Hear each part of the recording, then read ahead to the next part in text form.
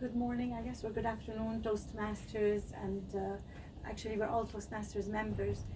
It's very nice to see you today on, December 19th. I really appreciate you all being here. You sleep when you die. You sleep when you die is actually so far from the truth, and I'm going to show you why. Humans are actually the only species that try to stay awake.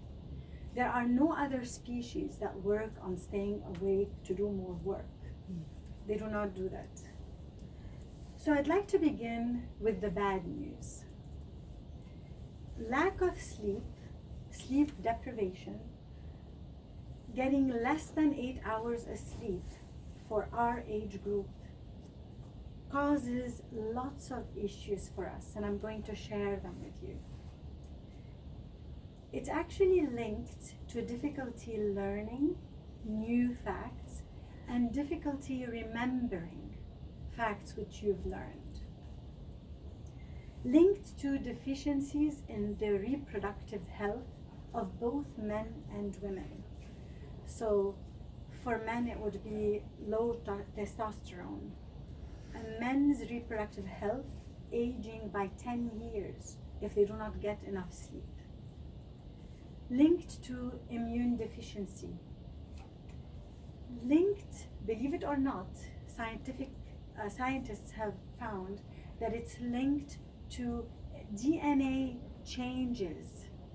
So for example, there are 3 genes, one that is associated with stress, the other that's associated with inflammation, and the third that's associated with promoting cancerous cells. Those genes become more active when you don't sleep well. Next, and that's actually how this will be linked to cancers.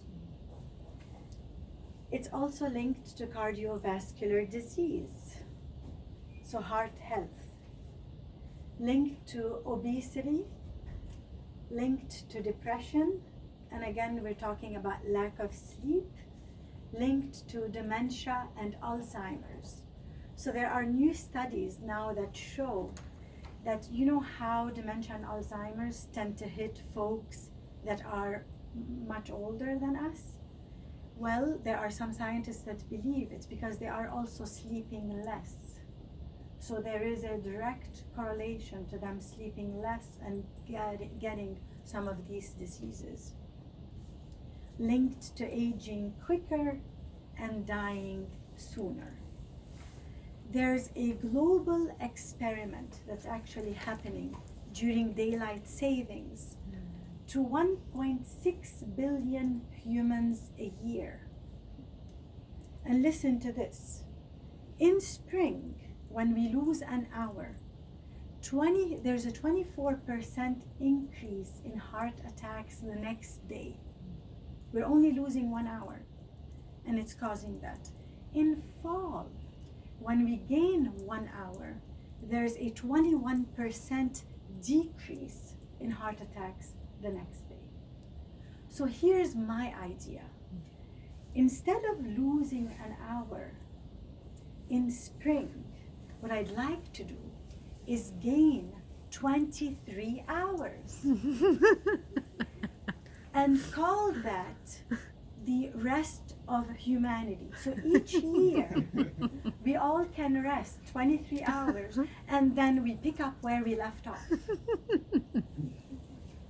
So what can we do to improve our sleep? So I'd like to give some advice. Some of it I've learned from a TED speaker named Matt Walker, who does most of these studies, and some of it I've done myself from things that my grandmother has taught me, or mother, and a few other advice I'm getting actually from the internet.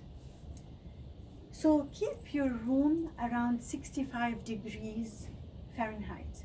That seems to be a good temperature for good sleep. If it's any warmer, if you're waking up hot and you're not menopausal, something is wrong with the temperature in your room. You should not wake up sweaty. The next advice that he gives are to be regular. And what he means by that is to sleep at the same time each night or around the same time and wake up at the same time in the morning, essentially. And then other advice, some of it is really from me, it's have a ritual before bed. A ritual to calm you down, to unwind you. It could be part of your brushing teeth, taking a bath, taking a shower, flossing, doing a facial, things which are relaxing, which can actually help you get ready for bed. Put on pajamas to go to bed. Don't just sleep in the clothes that you wear in the daytime. Meditate if you like to do that. Yoga can help. One thing that my grandmother used to say before bed was that she was resting her bones. So as soon as I put my head on a pillow, I start feeling how I'm resting each bone. And I begin actually with my toes. And many times I fall asleep before getting to my big toe. Some folks like to do exercise. The only recommendation I have is if your exercise is intense, it should not be right before bed, because that actually does not help. It may awaken more of your senses. What helps me occasionally is reading also a few pages in a book. I know that some folks tell you do not read before bed, but I find if the book is interesting but not too intense, it does help me fall asleep. Another advice that I have actually tried is warm milk or chamomile tea.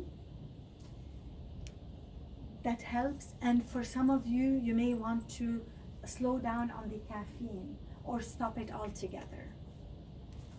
Make your room darker if need be, and then remove television as well as any devices from your bedroom. That's my advice. Lastly, white noise. Now I'd like to invite you for my last 30 seconds to please close your eyes, and I'm going to tell you what I'm replenishing as you pretend to fall asleep. As you sleep well, you're improving your immune system, your reproductive health, learning both before studying and after, problem-solving skills, fending off cancerous cells, improving your athletic and physical performance, fending off Alzheimer's, dementia, obesity, depression. Your overall well-being is improved. I wish you a good night's sleep tonight. Thank you.